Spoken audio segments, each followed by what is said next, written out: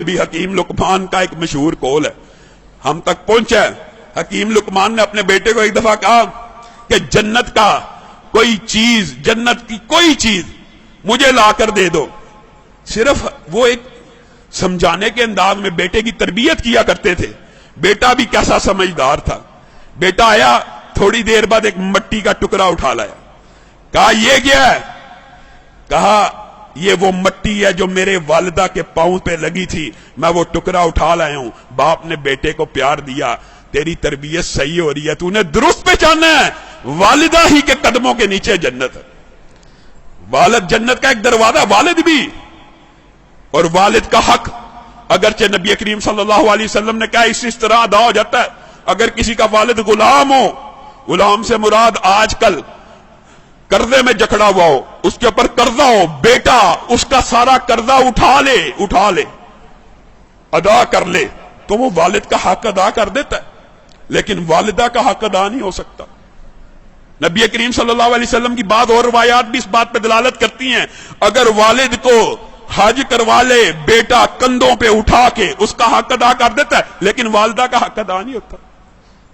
اس کا مطلب یہ ہے کہ والدہ کی تعظیم والد سے 3 گنا زیادہ ہے، اور اسی تربیت، اسی اخلاص کی وجہ سے ریاض میں ایک اخبار چھپتا، اس کا نام بھی ریاض ہے، بڑا مشہور واقعہ ہے اور پوری دنیا میں مشہور ہوا۔ واقعہ اتنا محیر العقول ہے، سعودیہ ریاض کی ہائی کورٹ کے اندر کیس چلا، اخبار نے سرخیاں لگائیں۔ کیس کیا ہے؟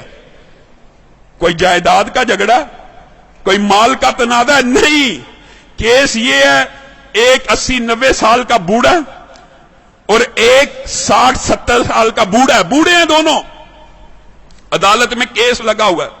کیس بھی عجیب و غریب نوعیت کا ہے۔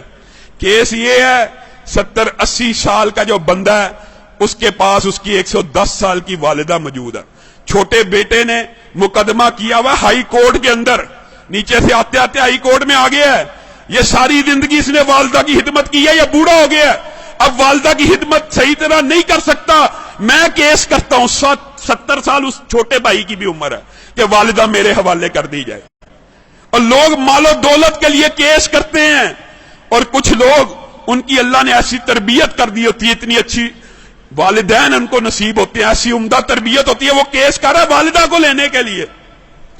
عدالت کا جج پریشان ہے، یہ کس قسم کا کیس آ گیا؟ وہ خود لکھتا ہے داستان، بار میں انٹرویو دیا، میں نے ان کا پیچ اپ کرانے کی کوشش کی، 15 دن تم رکھ لو، 15 دن۔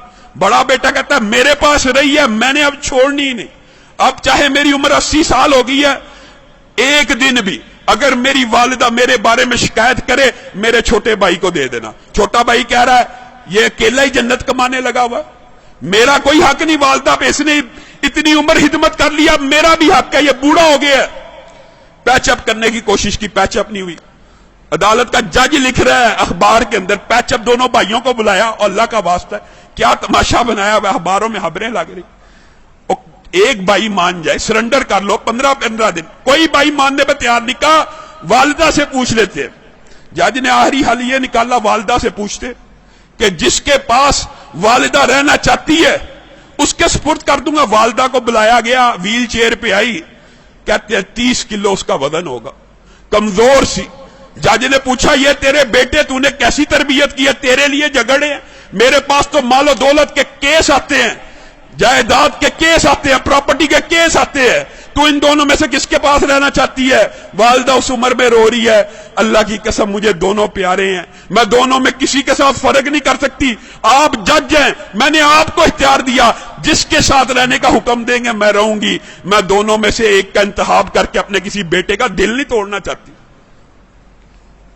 عدالت کے جج نے فیصلہ لکھا، شہ سرخیاں چھپی، اس بزرگ خوش قسمت خوش نصیب انسان کے آنسوؤں کی تصویر ریاض کے اخبار میں چھپی۔ عدالت کے جج نے فیصلہ لکھا، اس بزرگ نے 40 برس اپنی والدہ کی خدمت کر لی ہے، اب چھوٹے بھائی کا بھی حق بنتا ہے، یہ بوڑھا ہو چکا ہے، 80 سال اس کی عمر ہو چکی ہے، خود کمزور ہو چکا ہے، یہ صحیح طرح اپنی والدہ کی خدمت نہیں کر سکے گا، میں چھوٹے بھائی کو والدہ کا جو ساری کی ساری ذمہ داری ہے سپرد کرتا ہوں۔ جب یہ فیصلہ ہوا وہ بوڑھا زارو کتار رونا شروع ہو گیا، اس کی تصویریں اخبار میں چھپی، وہ کہتا ہے ہائے افسوس میرے بڑھاپے نے مجھے والدہ سے محروم کر دیا۔ لوگوں یہ تربیت ہے، یہ انداز ہے کہ 80 سال کا بوڑھا زارو کتار والدہ کے چھننے پہ رو رہا ہے کہ میری جنت مجھ سے دور کر دی گئی ہے۔ ہمارا معاشرہ کتنا بد نصیب ہے، بدبخت ہے، بوڑھے والدین کی خدمت کرنا تو دور کی بات، ان کو اولڈ ہوم میں بھیج دیتا ہے، اولڈ ہاؤسز میں بھیج دیتا ہے۔ یہ اولڈ ہوم اولڈ ہاؤسز میں بھیجنا اسلام کا کلچر نہیں ہے، یہ فتنہ کہیں اور سے آیا ہے۔ اسلام میں رشتہ داروں کی اہمیت ہے۔ جو چاہتا ہے، نبی کریم صلی اللہ علیہ وسلم نے فرمایا جو بندہ چاہتا ہے نا اس کا رزق بڑھ جائے، اس کی عمر بڑھ جائے، اس کے اندر برکت آ جائے، وہ کھلے ہاتھ کا ہو جائے، اس کی زندگی آسان ہو جائے، وہ اپنے والدین کی خدمت میں لگا رہے۔